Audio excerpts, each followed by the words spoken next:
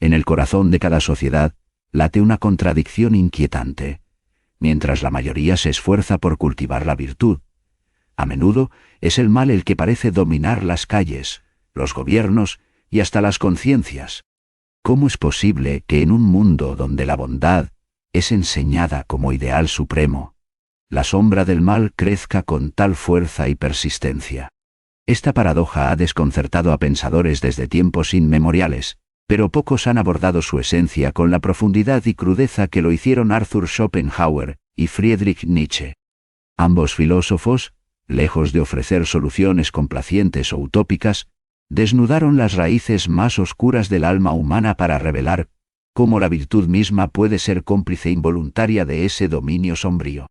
Schopenhauer describió al ser humano como un campo de batalla donde deseos insaciables y voluntades ciegas luchan sin tregua. Para él, no existe esa pureza moral que solemos imaginar. Detrás de cada acto virtuoso se oculta una voluntad egoísta disfrazada. La compasión, por ejemplo, no es sino un atisbo fugaz en medio del tormento perpetuo causado por nuestro propio sufrimiento interno. En este escenario brutalmente honesto, la virtud se convierte en una máscara, una forma sofisticada en que el mal se reinventa, porque aun cuando intentamos hacer el bien, lo hacemos desde impulsos nacidos en nuestra propia lucha interna y necesidad personal. Nietzsche lleva esta reflexión a otro nivel. Para él, lo tradicionalmente llamado virtud muchas veces encubre debilidad disfrazada de moralidad rígida impuesta desde fuera. Criticó ferozmente ese ideal cristiano que glorifica humildad y sacrificio al punto de hacer del resentimiento un motor social poderoso. Según Nietzsche, quienes adoptan esa versión débil de virtud terminan reforzando estructuras donde domina aquello contra lo cual creen luchar, manipulación sutil y control bajo apariencia ética.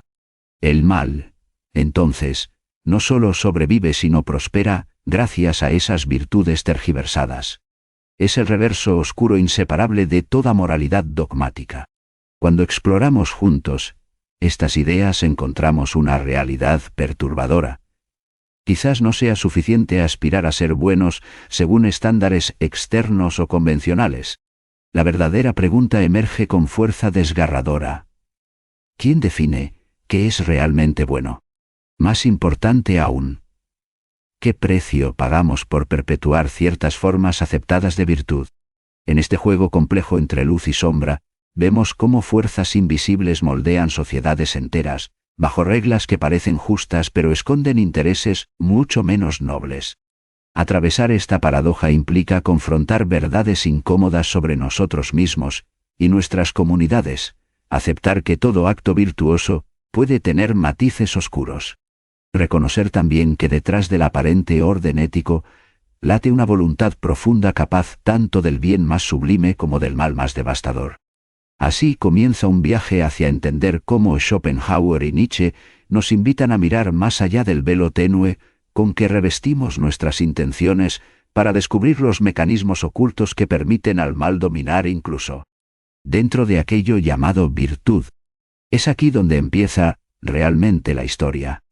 No como relato heroico ni simple batalla entre blanco y negro, sino como desafío para desentrañar esa compleja trama moral, donde los límites se diluyen, y donde tú mismo te verás obligado a cuestionar qué significa verdaderamente ser virtuoso cuando el mal acecha tan cerca, e incluso dentro tuyo mismo corazón.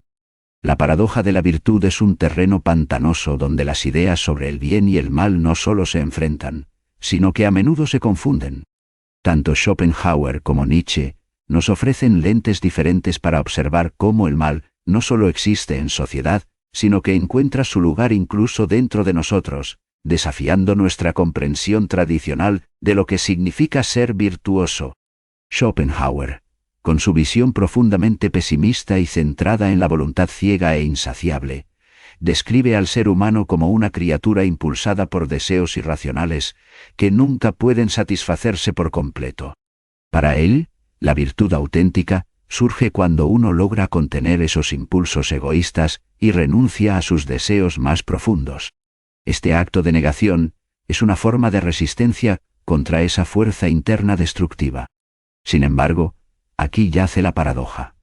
Mientras más luchamos contra esa voluntad oscura interior intentando hacer el bien, más conscientes somos del mal latente en nuestro corazón. No es raro encontrar personas consideradas moralmente ejemplares que esconden resentimientos o incluso actos oscuros detrás de su fachada virtuosa. Nietzsche toma esta idea desde otra perspectiva, radicalmente distinta, pero igualmente inquietante. Él desafía directamente la noción tradicional del bien y del mal, al criticar lo que llama la moralidad de esclavos, aquella que glorifica humildad y sumisión como virtudes supremos y condena los instintos naturales como malignos. Según Nietzsche, muchas veces ese mal interior señalado por la moral convencional es simplemente energía vital reprimida.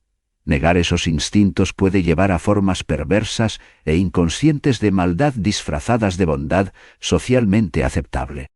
Un ejemplo esclarecedor está en figuras históricas conocidas por sus causas aparentemente nobles, pero cuyos métodos o motivaciones eran cuestionables. Líderes religiosos o políticos cuya búsqueda ferviente del orden llevó a justificar actos crueles bajo un manto de virtud superior. En ambos pensadores subyace esta tensión fundamental. ¿Cómo definir lo virtuoso cuando enfrentar el mal implica reconocerlo primero dentro nuestro? Mientras algunos optan por reprimirlo completamente, con todas las consecuencias psicológicas, otros proponen confrontarlo abiertamente para trascenderlo sin caer en su trampa. La historia humana está plagada tanto de héroes atormentados por dudas morales profundas como de villanos, convencidos justamente del valor absoluto, moral, propio. Esta ambigüedad revela algo crucial. Nuestra capacidad para hacer el bien no reside solo en acciones visibles o discursos éticos, sino también en una lucha interna constante y compleja, donde las fronteras entre luz y oscuridad son difusas y cambian según quien observa. Así pues, entender esta paradoja no es simplemente un ejercicio intelectual, implica aceptar una realidad incómoda. Ser virtuoso requiere navegar entre sombras propias sin perderse ni sucumbir ni fingir inocencia absoluta frente al mal inherente a toda existencia humana. Ser virtuoso no es un camino despejado de dificultades, ni una marcha triunfal hacia la pureza moral. Schopenhauer y Nietzsche coinciden en que el mal no es un enemigo externo al que se pueda derrotar simplemente con buenas intenciones. Más bien, es una sombra interna, una parte inevitable de la condición humana que debemos enfrentar. Schopenhauer nos muestra cómo el deseo y la voluntad ciega son las raíces del sufrimiento y del mal. Para él nuestra naturaleza está dominada por impulsos irracionales e insaciables, esa fuerza voraz que nos empuja a querer siempre más. Y entender esto es clave para cualquier intento genuino de virtud. No se trata de negar o reprimir estos deseos, sino de reconocerlos sin dejarse arrastrar por ellos. Nietzsche, por su parte, lleva esta reflexión aún más lejos. Lo que llamamos mal muchas veces proviene justamente del rechazo ingenuo o hipócrita a la complejidad humana. Su famoso concepto del superhombre no implica ser un santo inmaculado, sino alguien capaz de afirmar la vida completa, con sus luces y sus sombras. La virtud auténtica nace cuando dejamos atrás esa ilusión simplista entre bien absoluto y mal absoluto para abrazar una moralidad más flexible y potente. Aquí no hay espacio para fingir inocencia, ni para condenar al otro como si fuera un ser completamente corrupto. Todos llevamos dentro ese caos latente. Tomemos el ejemplo histórico de figuras como Mahatma Gandhi o Nelson Mandela. Ambos enfrentaron realidades llenas de violencia, corrupción y opresión extrema. No eran perfectos ni carentes de contradicciones internas. Sin embargo, supieron navegar esas aguas turbulentas sin perder su integridad ni caer en el resentimiento destructivo. Gandhi practicó la no violencia consciente desde una comprensión profunda del dolor humano, compartido, no desde una negación ingenua del conflicto, mientras Mandela reconoció los errores propios y ajenos en su lucha contra el apartheid, pero nunca renunció a perdonar o construir puentes. Estos ejemplos ilustran cómo dominar el mal social requiere mucho más que simples reglas morales rígidas o juicios categóricos sobre lo bueno y lo malo. Es necesario cultivar esa fortaleza interior capaz de sostenernos frente a nuestras propias sombras internas. También, aceptar nuestras fallas sin escapismos ni autoengaños profundiza nuestra capacidad ética. Desde otro ángulo interesante, está el dato psicológico contemporáneo sobre la empatía cognitiva. Estudios muestran que quienes logran comprender las motivaciones detrás del comportamiento malo, suelen responder con menos hostilidad y mayor capacidad restaurativa. Esto resuena directamente con las ideas filosóficas antes mencionadas porque implica romper el círculo vicioso donde solo existe condena polarizada. Así pues, tanto en lo individual como en lo colectivo, entender la paradoja fundamental propuesta por Schopenhauer y Nietzsche significa reconocer que el dominio real sobre el mal no pasa por eliminarlo completamente, una tarea imposible, sino por dialogar honestamente con él dentro nuestro mismo.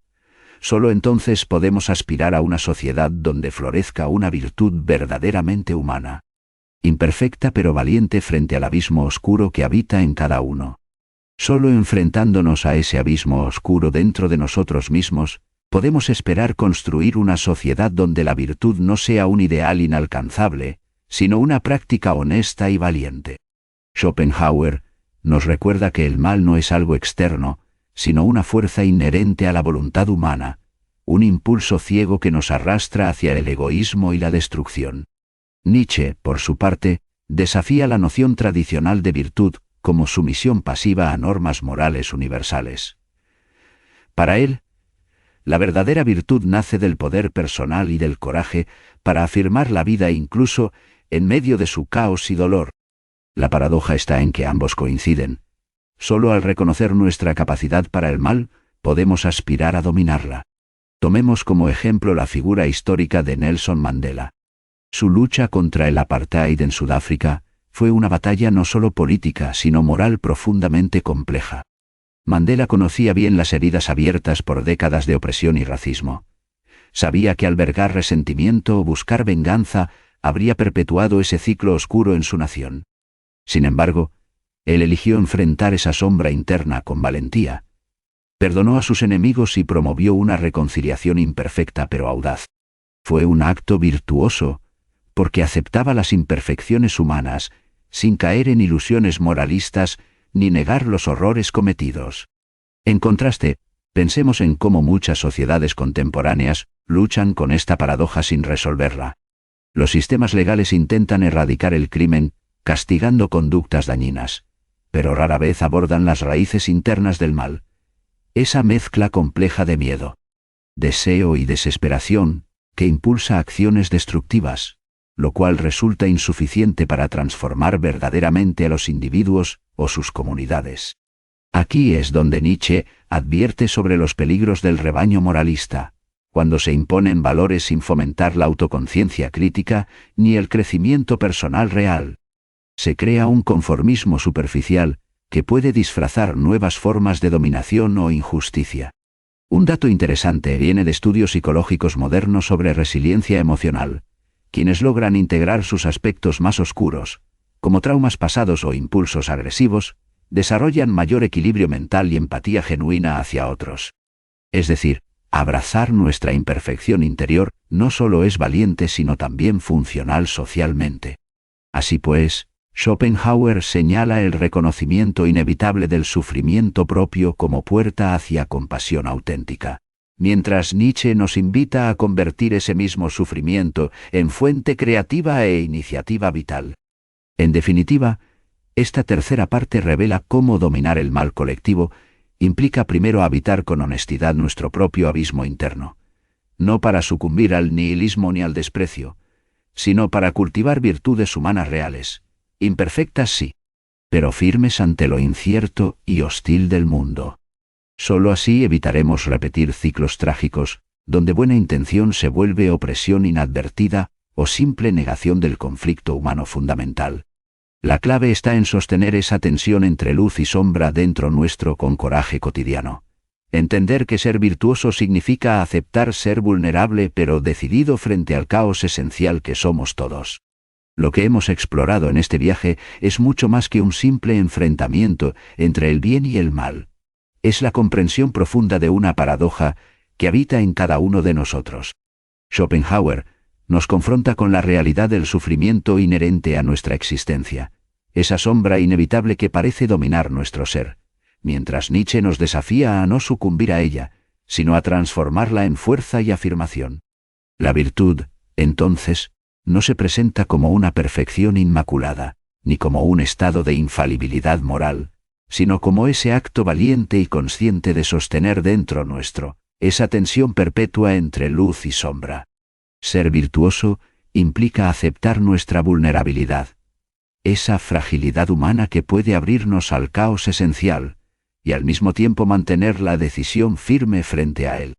Esta aceptación no es resignación ni derrota, es un acto heroico cotidiano.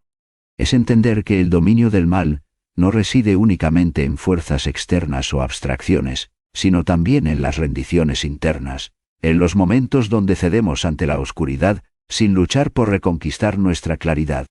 La virtud verdadera consiste entonces en vivir con coraje ese conflicto interno constante.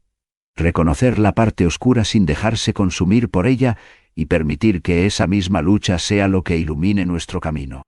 No se trata de eliminar la sombra, porque eso sería negar una parte fundamental de lo humano, sino de encontrar el equilibrio dinámico, donde esa dualidad se convierte en motor para crecer y actuar con integridad.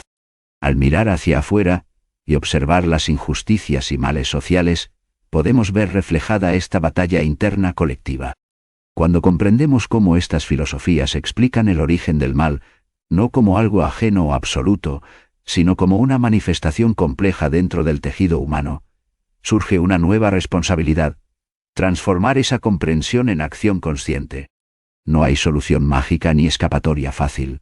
Hay solo este llamado permanente a ser conscientes de nuestra propia naturaleza contradictoria y aprender a navegarla con sabiduría. Así pues, la paradoja de la virtud no solo revela un dilema filosófico antiguo, nos invita hoy más que nunca a aceptar nuestro papel activo frente al mundo caótico donde vivimos. Nos indica que ser virtuosos es tener el valor suficiente para enfrentar nuestras sombras con honestidad brutal, pero también con esperanza incansable. Porque ahí está la esencia misma del poder humano, en convertir nuestras debilidades aparentes en fuentes genuinas de fortaleza ética. Queda entonces esta reflexión final: el verdadero dominio sobre el mal comienza cuando dejamos de buscar afuera respuestas simples o culpables externas para empezar a habitar plenamente esa complejidad interna donde reside tanto nuestra mayor fragilidad como nuestra capacidad más profunda para resistir y transformar. Sostener esa tensión vital, día tras día, es quizás el gesto más auténtico y revolucionario al alcance del ser humano.